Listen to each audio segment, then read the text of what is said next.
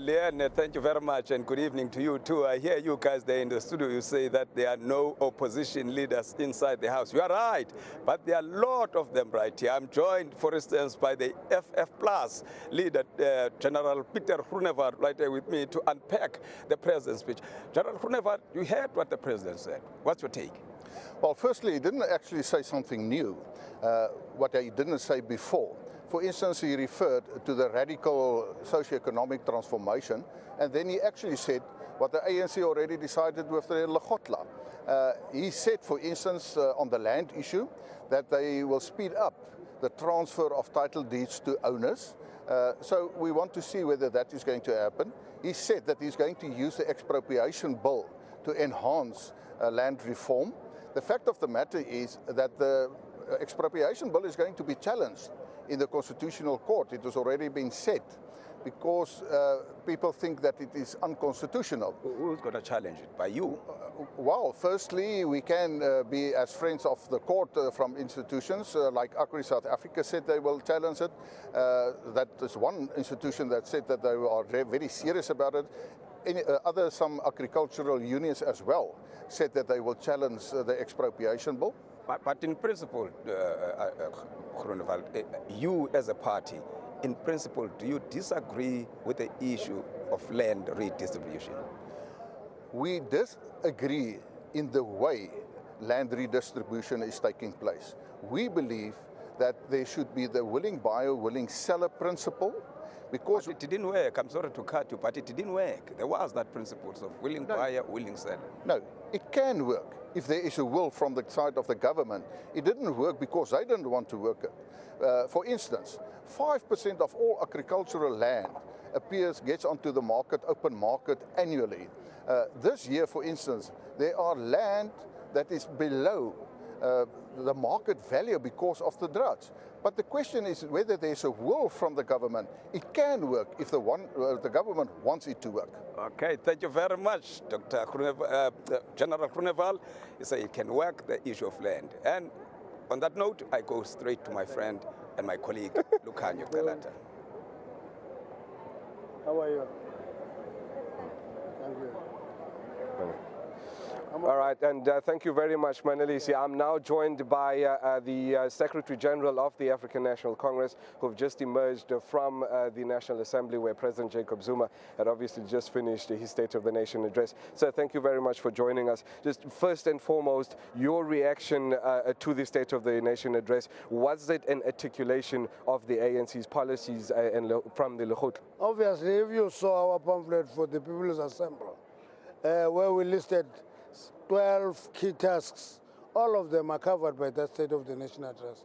It means the process from the January 8th to the Lekgotla of the ANC, to the Lekgotla of Cabinet, to the State of the Nation is a seamless process. And therefore, I'm quite happy details in economy, because the biggest problem facing South Africa is low growth of the economy, unemployment, poverty. And therefore, the focus on the economy was not an accident, and a detailed attempt to talk about what we mean by radical economic transformation. We've been talking about it as a slogan. We get into details, and the SONA did exactly the same. And went to agriculture, we went into details, went into mining, went to various sectors, we went into education, and made a point that we're recommitting ourselves to providing free education up to junior degree level for the poor and the working class. So the State of the Nation is in line with the thing of the ANC. One of the key things, however, that did happen during the State of the Nation address is what happened right in front with everything with the EFF, the Democratic Alliance. As the ANC, how do you view what took place and how Parliament dealt with that matter? Actually, I think the Speaker was too patient. You don't allow that kind of disruption to continue for an hour. Should have dealt with that disruption in 20 minutes and be done with it. Because if people come to Parliament with the intention to disrupt, Parliament must be able to respond to disruption, quick and swift. And to me, that's it. And if they walk out, it's their choice. They're disadvantaging the constituency they are representing here. because they will talk to their constituency on the basis of what they look at in television. The president did address the issue of land. He explained a little bit on what the government is going to do going forward. Will there be a consultancy with obviously white business, farmers, that obviously for them the issue of land is also quite a critical matter too? We'll consult everybody, but the status quo can't continue. The 17% that were given under apartheid is congested. If you go to the villages, you'll find that what used to be grazing pieces of land are now full of houses because people are growing, populations are growing. And therefore it can't be just negotiating and asking for permission. We'll engage them, we'll talk to them. That's why we are having an evaluator general in place so that it cannot just be market prices that determine land. And therefore we must drive harder in terms of giving our people land. But that land, it's not just land for the sake of land. It's land to produce. If people get land and they don't produce, they don't know the purpose of land redistribution. So, Natasha, do you know of any real threat to the president's life that we have live ammunition here in the parliamentary precinct? I'm not in the security sector. But you have the ear of the president. I'm not in the security sector. I don't want to pretend to be a securocrat. All right, so thank you very much. That was Secretary General of the ANC, Mr. Gwede Mantashe. I now cross you back to my colleague, Manelisi Dubatse. Not my strong point.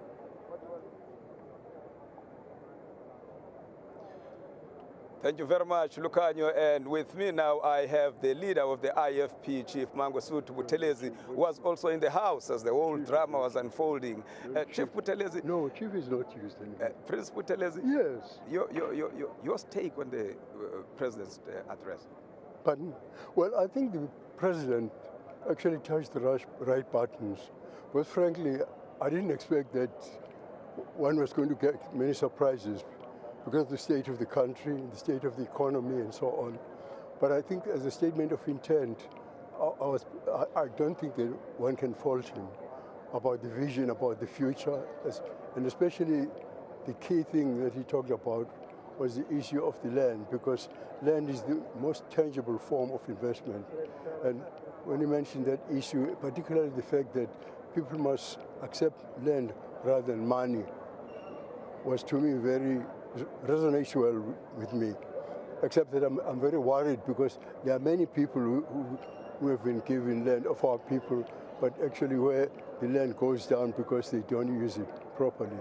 He talked about education, for instance, making the area conducive to good learning in our schools. He talked about the importance of agriculture itself, and while one was impressed also by the achievement of the expanded public service program, where he said that more than 2 million jobs were created. But one realizes, of course, that we still have a long way to go. And when he even came to the economy itself, when he mentioned that in the Johannesburg Stock Exchange, only 10% of the business are black-owned. So I think as a whole, we covered, the whole area on the basis of what the country should be, where the country should be going. I think it was very impressive. Of course, at the back of one's mind, the fact that the recession as such in the world and in our country in particular, with the economic growth being at less than 1%, that while these are very good statements of intent, one gets worried about the implementation and the feasibility of this, particularly now when we have to borrow money as a country, even for housekeeping purposes. Prince Buthelezi, thank you very much for your insight. And that was IFP leader, Prince Mangosuthu Buthelezi. And I go straight back to Lucanio Galata. Thank you, Manelisi. I am now joined by the president of the APC, Mr. Themba Godi. Sir, thank you very much for joining us. Just your impressions overall of the State of the Nation address by the president. Yeah, I think the tone and the posture was quite different. There was some substance around the radical economic transformation. We're also happy on the land question, which the Africanists have stood by all along, that freedom will mean nothing unless our people have access to land as a meaningful means of production. But also the issue around education, higher education, trying to find solutions for higher education. I think it's more around implementation. If we can have implementation, it will not be there in relation to our socialist perspective, but at least it will move us some steps away from where we have been static for all the time that we've been having this State of the Nation address. One of the things that the president also did obviously address, and quite crucially, was the issue of job creation, particularly among the youth. Your opinion? Well, look, you see, the shortfall is the fact that the state will only be involved through, policies, through licensing. The state currently owns about 30% of the economy, and as a socialist party, we would want to see the state playing a much more active role so that it can effect on job creation. Otherwise, its reliance on the private sector to do it, which has not been doing for the last 2 decades, does not bode well and cannot be a guarantee that you are going to see the jobs that the president spoke about being created. And then just finally, what did you make of everything that happened before the president was actually given the space and the room to deliver the State of the Nation address? Well, scandalous. It's such a pity. Since 2014, we have come to know that this will always be the preface to the address. And I wish that the parties that are engaged in this kind of behavior could at some point take a step back and have a look at themselves. If you believe the president should not, then maybe don't come. Stay away and allow those who will be there to listen and to take the process forward. All right, so thank you very much. That was the president of the APC in Parliament, Mr. Themba Godi, just giving us his opinion as to what he makes of the State of the Nation address. We see the minister in the presidency, Jeff Radebe, is addressing us now on what had taken place in the National Assembly. Let's listen in. Without any fear, favor, or prejudice.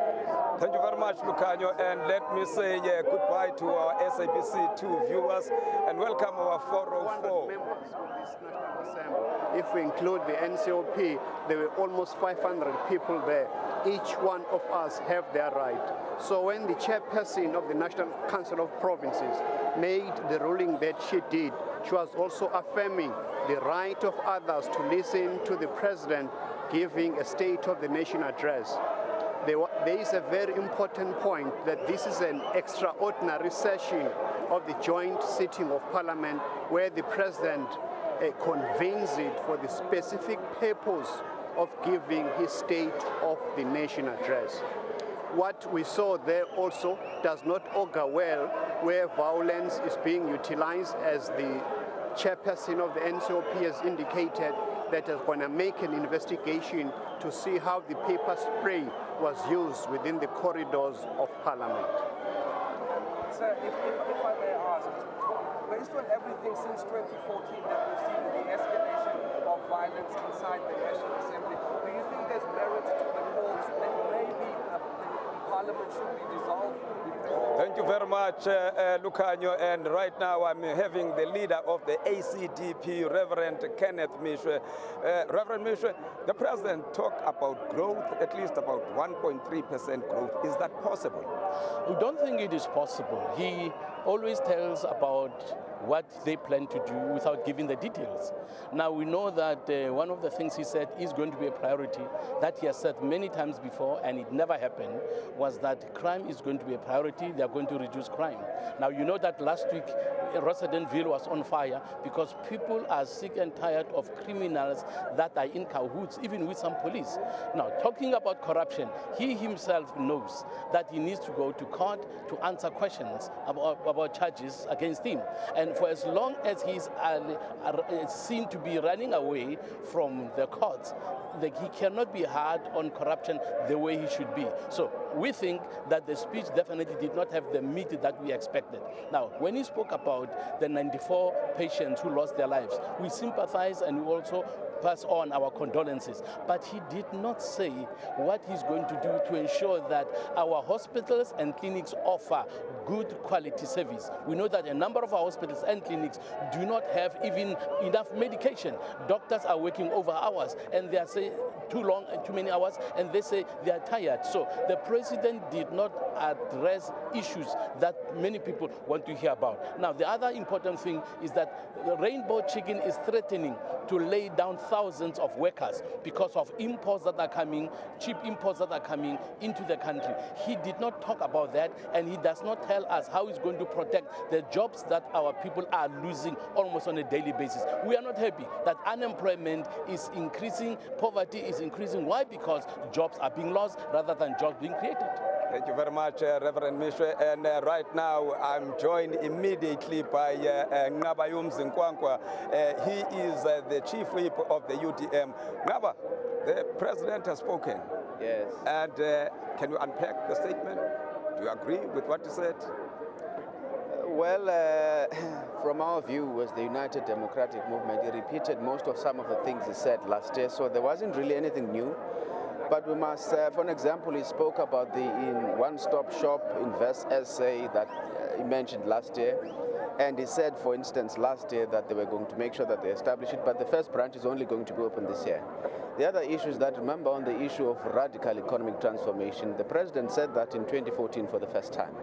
He's still saying exactly the same thing. And you look at the transformation of the economy, there's nothing radical about it. It's still the toy-toys route and approach that the ANC has taken so far. But I think we welcome initiatives such as, for example, if you look at saying that BRICS would have its own rating agency, that announcement is very good.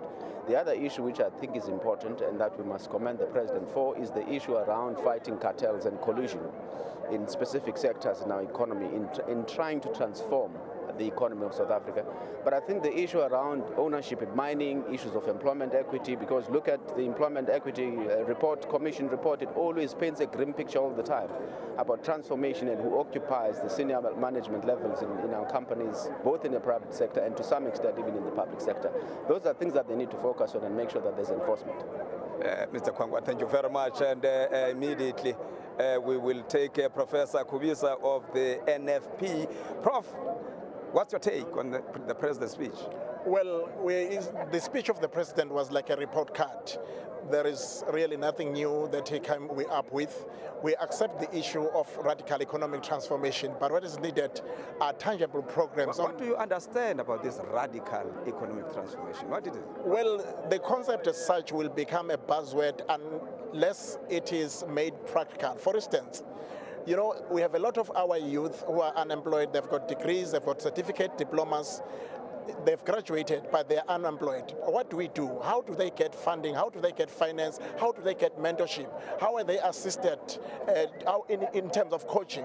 What do you do to ensure that the economy in the townships is boosted? Investor confidence. How to bring in more investors in our country? Those are the issues that we should bring to the fore. There is some economy in the rural areas, integrated rural and urban development. These are the key issues that must be brought to the fore. With regard to the issues of land, 50-50 program, but the issue that we should be speaking about, what is it that is going to be done by those who are owning land and are abusing our people? These are the issues we need to be speaking about.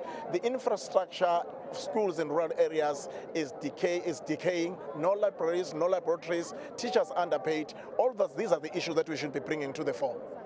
Thank you very much, Mr. Kubisa and Nhlanhla Kubisa, the chief whip of the NFP. And let me take you back to my colleagues, Lee N.